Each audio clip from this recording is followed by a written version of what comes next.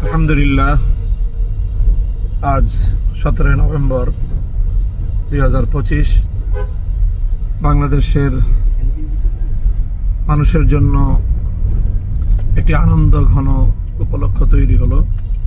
ইতিহাসের একটি অনন্য দৃষ্টান্ত স্থাপিত হলো বাংলাদেশের বিচার বিভাগে।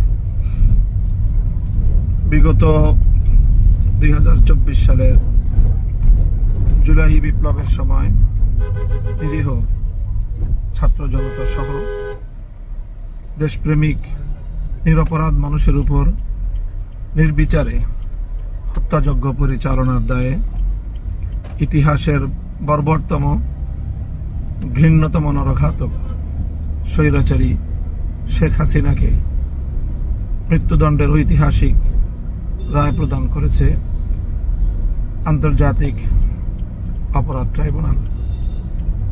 আমরা মনে করি এই বিচারের মধ্য দিয়ে প্রমাণ হলো জুলুম, অত্যাচার এবং মানুষের অধিকার হরণ করে নিস্তার পাওয়া যায় না। দাম্ভিক স্বৈরাচারী শেখ হাসিনার এই পরিণাম বাংলাদেশের আগামী সকল শাসকদের জন্য একটি দৃষ্টান্ত হয়ে থাকবে। নিরীহ মানুষের রক্তে আর কারো হাত রঞ্জিত না হোক।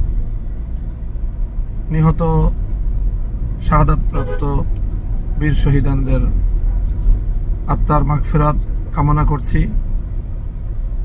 সেই সাথে যারা আপনজন হারিয়েছেন, আজকের ঐতিহাসিক রায়ের মধ্য দিয়ে তাদের অন্তর কিছুটা প্রশান্তি লাভ করবে, সান্ত্বনা পাবে।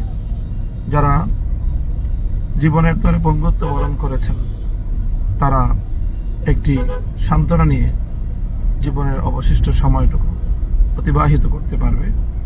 বাংলাদেশ ফ্যাসিবাদ মুক্ত, স্বৈরতন্ত্র মুক্ত একটি সুন্দর বাংলাদেশের দিকে এগিয়ে যাবে প্রত্যয়দীপ্ত কদমে। সেই প্রত্যাশা ব্যক্ত করছি আমরা।